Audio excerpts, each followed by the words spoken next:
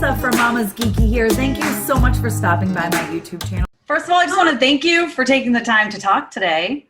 Thank you. I really appreciate it.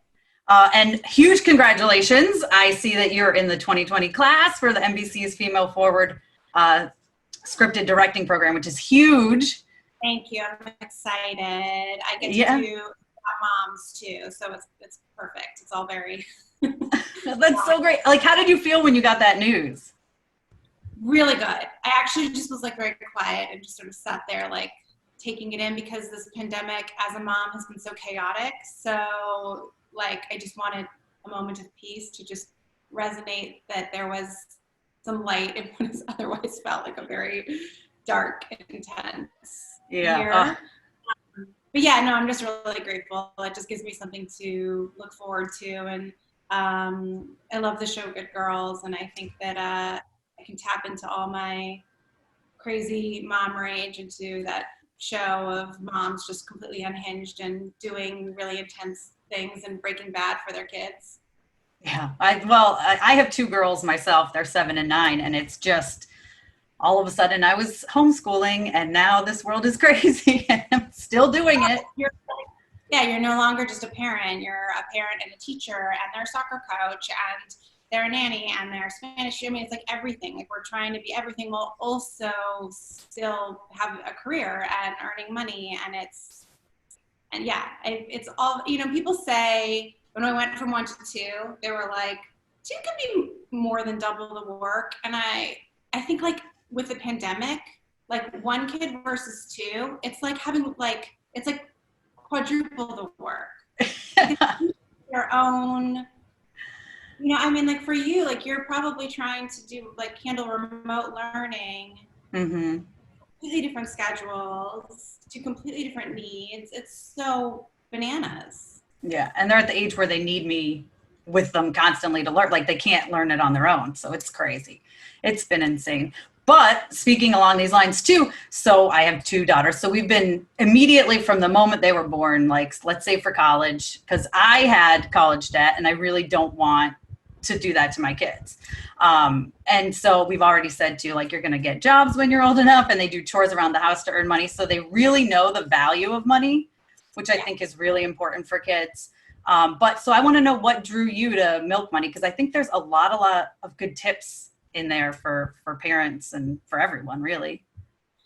Yeah, I met with the Singleton Foundation and Million Stories pretty early on when it was still in development stage, and we were just brainstorming, what are different topics of financial literacy to target millennials, although it's expanded from that as well, especially with the pandemic. But as a mom, I immediately was like thinking, like, what do I think about money wise? And truthfully, like, it all comes back down to my kids. Like what you were saying, it's like as soon as you have these children, you're just trying to figure out, you're no longer trying to figure out how to spend and save and monitor your money for you. You're doing it for these humans for like 18 years, but probably more. And so suddenly, like, every dollar you spend comes under the microscope when you have kids. You're like, well, like, I could go get drinks with friends, or like that could be money towards childcare or whatever it is. So you just start to look at the world so differently. So for me, it was parenting shifted my focus onto money in a way that other life chapters hadn't. And so I was like, let's go talk to parents and basically have the conversation that I'm having with my friends in my community offline, online. Let's talk about it. Let's figure out how we're all navigating these rising costs of raising children. Let's have an open dialogue, because I do think in the era of social media, there are so many great resources, but there are also so many blogs and handles and things that make it look like it's really easy, and people don't really like to talk about money, and they just sort of make it seem like seamless and fluid, and like it's just not something that people really talk about in those forums. So it seems like a good opportunity to bring that topic into the spotlight, and to also, kind of counter the social media perfect world where we were just handling something very raw and authentically and having these open conversations about it. Yeah, I totally agree. I know I like nobody talks about money. It's funny because like my husband got a promotion and I'm like, oh, let's tell your parents. And he's like, well, we can't tell them I got a raise too. And I'm like, why? He's like, because you don't talk about money. And so why do you think people have this thought of that you just don't talk about money? Where do you think that comes from when people? An excellent question. I don't know. Like, I think the taboo is very deep seated. I think that we all have fear around money. I think we're afraid of it. I think it's probably a whole psychological thing. I think we're afraid to have it. We're afraid to not have it. What does it say about our identity? I think that's probably what it boils down to, is that we in capitalist America attach our identity and our own just value as a person to how much money we're making. Mm-hmm. And I do that all the time. Like when I have a job and the money's flowing, I feel good about myself. And when I don't, I feel like I'm a total loser. And think about right now how many people are unemployment, and especially how many parents are unemployment. And I know parents are being let go more than, there are all these articles that show parents are being let go more than other employees because they're the ones that are struggling to keep up, and they have to hop off for lunch hour to feed their kids and all of these things. So they got to put their baby down for a nap. And, you know, we're becoming, it's just really hard to do it all. And we're the last people that need to be let go because we need it. But I mean, I'm digressing a little bit, but I do think that like, we have to find a way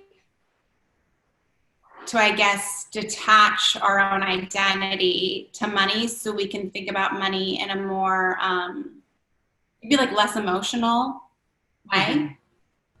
Mm-hmm. Yeah, a lot of, like, so many of the parents, when I talked to them about money, they were like, I don't like the topic. Like the parents in the episodes, they were like, it's not, I don't really like talking about money. It like makes people uncomfortable. But I think one interesting thing that maybe COVID-19 has brought it about is people are talking about money now more because we have to. And maybe this is sort of cultural change. Maybe this will be some shift where people just talk about it more. Maybe it takes a global pandemic in order for taboos for the sediment to break down. I hope so. I think it's important because that's how you learn better money saving tips and money management. So do you have any like major money tip that you want everybody to take away? Or I know there's like a million, but like, was there one that resonated with you that was like, yes, yes, yes. Okay, this is a really, really good, something everyone should consider in their lives?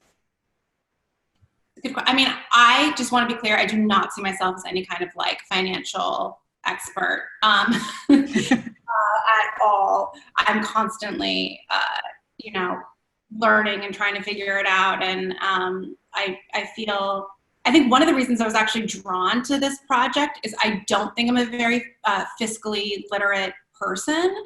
And I wanted, you know, you're drawn to what you want to learn about. And so I don't necessarily feel like I'm coming at it with a whole bunch of advice. And I did kind of want it to be an advice-free zone. But what is like the best thing that I took away from what I learned from people is I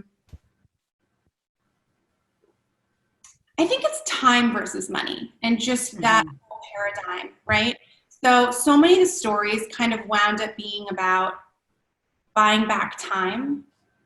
Like, whether that means moving to a more remote area so you can spend more time with your kids, or commuting to a higher paying job, but then you get, you know, more, you have, when you have more money, there's more cushion to do things with your kids or whatever it is. And so I think that like, that's probably the biggest thing that parents are always struggling with, like time versus money. And I grew up with this expression, time is money, time is money. And so I think that sort of really boils down to that, but I think it flips back the other way. So like, yes, time is money, but also money is time. I if that makes sense. Like It sometimes does, yeah. taking that job or whatever that might be that increases your money flow does also give you more time as a parent to be with your kids sometimes. And so I think just trying to find that balance between time and money as a parent, and that sweet spot where you have a little bit of both. You have some time and you have some money, because if you swing too much in one direction, you're just going to go bananas. I mean, we're all going. Yeah, and we're already bananas. We don't need to add anything else to this. It's awful right now. So I'm curious if you have any advice for women, especially that want to break into this industry, because like it or not, I mean, it's harder for us. So I don't know if you have any advice on that. Industry? What's that? Sorry, into the film Into industry? the film industry, yes. Yep. Yeah, I mean, I'm really passionate about creating projects that are female driven and are creating opportunities for women both in front and behind the camera. I'm actually doing a project right now for Netflix families celebrating moms in the entertainment industry. So it's like exactly what you're talking about. You know, just showing that, redefining what it means when you hear like this is a mother, or what is the definition of a mother. A mother can be you know, a pregnant person holding a boom op and an exec and you know, all these things, because I do think that women tend to hide the other aspects of their lives in the entertainment industry. We'll hide our bumps, we'll hide that we have children, we will hide that we have to nurse, we'll go, you know, sneak out on our lunch break and like pump in the bathroom, and we do these crazy hustles to kind of deny who we are, and I think that's got to change. So I think the more we speak freely and say like, yeah, I'm a mom and I'm directing this TV show or whatever it is, and stop pretending that we're not all of these things, is going to help shift the paradigm and show other women that we can do it all. And I think like also it's part of our vernacular. I mean, we just got to keep telling different stories for and about women, but also like I've been at fault of saying like, we've got this great female cinematographer, or we have this amazing female editor or female director. You don't ever say like, oh, we've got this great male director. Mm-hmm. Awesome. Or let me tell you, we have this awesome male cinematographer. So I need to stop doing that. I need to stop novelizing that like I'm working with women. Do you know what I mean? Mm-hmm. I do. We just have to normalize it. Like, of course the cinematographer with this crazy steady cam and all this stuff is a woman. Like, I don't need to say she's a woman. Doesn't need to be a part of her adjective, because you know, it shouldn't be tokenized. So yeah, no, I know exactly what you mean. It's hard because you want to like empower women and say it's a woman, but at the same time, it's just a cinematographer. You don't need, that adjective. Basic, but like women, just hire women and hire people of color. Like if you are in any position to hire somebody or to expand your team, if you're art department and you get to bring on people into that department, like just use it wisely. This is our opportunity to support other women in the field, to support other people of color in the field, people that haven't been given all of those opportunities.